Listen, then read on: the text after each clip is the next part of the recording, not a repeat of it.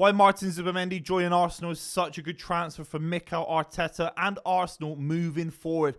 In this video, we're going to break down how I think Zubimendi fits in at Arsenal, the details of the deal, and how I think he affects quite a few players currently in this squad. I think it's a very, very good deal. There will be a bit of discussion online about Zubimendi coming in January. Arsenal need reinforcements right now, but a deal that starts in the summer, essentially, with Sociedad being adamant that he has to stay until the end of the season, which is obviously fair. I actually don't think you can detract the quality of the deal away from Arsenal for them just agreeing to do that, because them signing Zubimendi is massive, but it stops the likes of Liverpool, Manchester City, anyone else in Spain trying to take him out of Sociedad's sort of hands. So agreeing this deal now, it doesn't matter about January. It's a fantastic transfer for the long-term prospects of Arsenal, in my honest opinion. We have to talk about that because obviously in the summer, linked to Liverpool Football Club, linked to Man City when Rodri was injured. Obviously, he replaced Rodri in the Euros final and did such an unbelievable job. I mean, it wasn't hard against Gareth Southgate, let's be completely real. Tony Hibbert could have ran that midfield against Gareth Southgate's England side. But Zubimendi came on, was very, very good in that final, controlled things, was completely patient and in command of everything he did on the ball when he came on for Rodri. I mean, and that's the big thing, isn't it? That he can come in, he's a like-for-like player for Rodri on some level. He's very similar to Rodri in his playing style. A little bit less physical, a little bit more diminutive. I think that's fair to say. Maybe even a little bit more mobile than Rodri. But Arsenal getting someone that can control the midfield almost by himself on the ball, which is very similar to what Man City obviously rely on massively with Rodri. And you feel that without him, Man City have kind of fallen apart. So if Arsenal can gather and gain someone like Zubimendi that can control the ball in the way that he can, I think it's a massive, massive deal. I think the deal, I know it's happening in the summer. We're in January now. I think there's funds there. I can, from a layman's point of view, I think Arsenal have to go and get someone now in the forward department. And that's a different video for a different day. But there does bring a bit of optimism about this season for Arsenal. Signing someone of that quality. He's a borderline world-class midfielder. He is achieving things at the highest level. When you're running a midfield against England and you win a tournament like that, down to Zubimendi's brilliance. I think he was one of the best players on the pitch when he came on for Rodri. There's no question about it.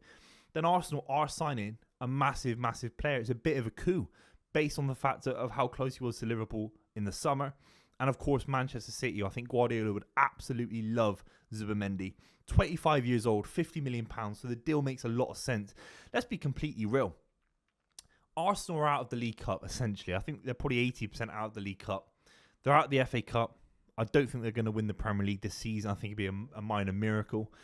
I can't believe I'm even saying that, really. They should be further along in that kind of process. And the Champions League, stranger things have happened, but Arsenal's history in the Champions League, a little bit lightweight. I felt like they felt maybe a little bit lucky to be in the knockout stages last season against Bayern Munich. They didn't treat it like a big club. They didn't treat it like we deserve to be here.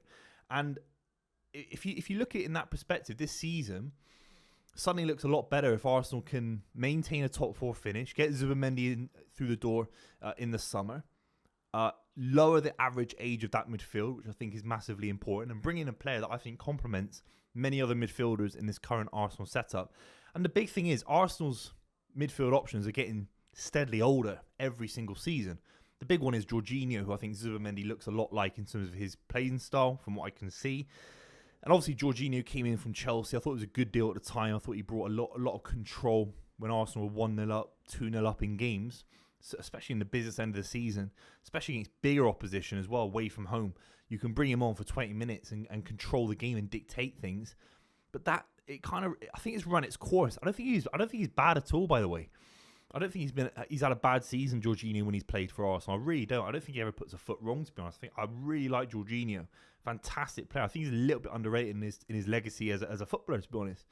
But still, at his age, at the end of his contract as well, you do think, are Arsenal getting prime years out of Jorginho? And the answer is probably no. Off-cut sort of, vibes leaving Chelsea, for example. Same with Thomas Partey, who's obviously at the end of his contract as well as Jorginho.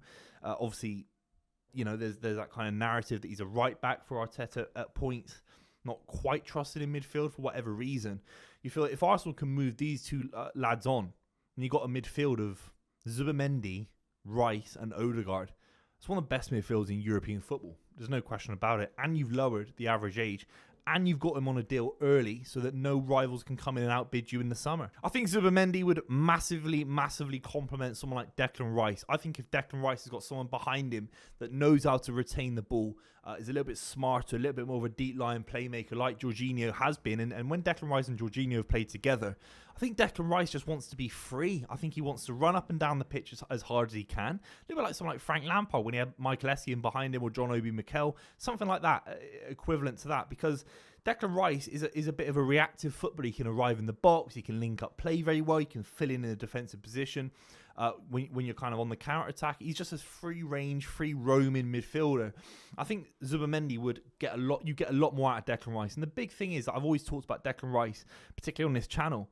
I think you're looking at more goals. You need 10, 15 goals a season from Declan Rice whilst he's in his prime years. And there are points where he's not high enough in midfield to get those goals, that's for sure, because he's sometimes asked to play as a 6 or a little bit deeper. But obviously when he has played with Jorginho, he does feel a little bit more expressive. He does feel like he's a little bit more physical and dangerous in the opposition box. I still think he has to improve when he arrives in that area. It doesn't matter if Zubimendi joins. It could be Prime Xavi who joins. It doesn't matter. Declan Rice has to be better when he gets into chances. And on his left foot, on his head against Manchester United, big chances that he missed, that he had to score, in my honest opinion. Maybe 2, 3, 4 years of someone like Zubimendi just playing alongside him could do him the world of good. Moreno, not that kind of guy, of course, isn't trusted to play really in that deep line position. And I think Moreno and Zubimendi obviously got a very, very good relationship since playing together at Sociedad. We're doing unbelievable things there, and obviously did really well with Spain as well. Moreno more of a squad player for Spain during the last tournament in the summer.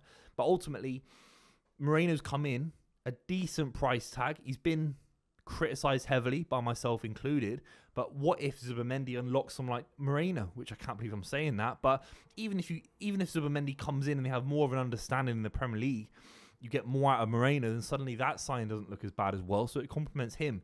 The big one for me is Martin Odegaard. I think Martin Odegaard would thrive massively with someone like Declan Rice alongside him more consistently. I think he'd thrive with having more possession. If Zubimendi comes in and gives you 10% more possession every single game than Arsenal currently having, I do feel that this season, despite their defensive security, their pragmatism, their set pieces and stuff like that, they're not a free-flowing side. They aren't keeping the ball as well as they were in the last couple of years. You do wonder if you get a lot more out of Martin Odegaard if he can trust that Arsenal are going to keep the ball. He can play a little bit more further forward. And if Arsenal are playing higher up the pitch, I think it allows even the front three to flourish a little bit more. I think Zubimendi, and actually, by the way, if you keep more of the ball, it allows that back four to be a little bit more secure as well. It's a little bit less end-to-end. Despite all the pragmatism I talked about with Arsenal, you do feel that actually their back four is getting a little bit more exposed than it used to. You think about that Bruno Fernandes goal against Manchester United. Gabriel is high at the pitch, sort of wandering aimlessly. If they have a bit more of a routine, more of a pattern where they feed the ball into Zubimendi and everything goes through Zubimendi, which he's more than good enough of doing, then suddenly Arsenal become far more of a quality side on the ball and a lot more dangerous, and it would allow that front three as well. If they're getting the ball with more quality possession, more quality balls through because of Odegaard, because of Declan Rice, then Arsenal look like a massive threat next season. That's the overview, isn't it? I think you understand, you hold your hands up, you admit your mistake. I think Arsenal's mistake was, they'll look back in the next 10 years, 25 years, and they'll go, the summer transfer window is an absolute catastrophe. Calafiori, decent signing.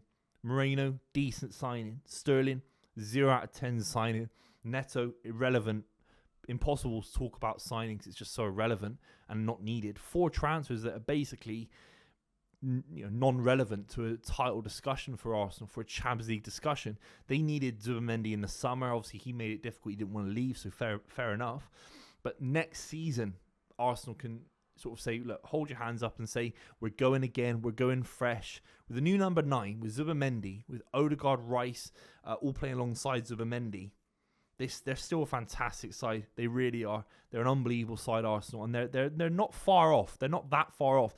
This season, they are.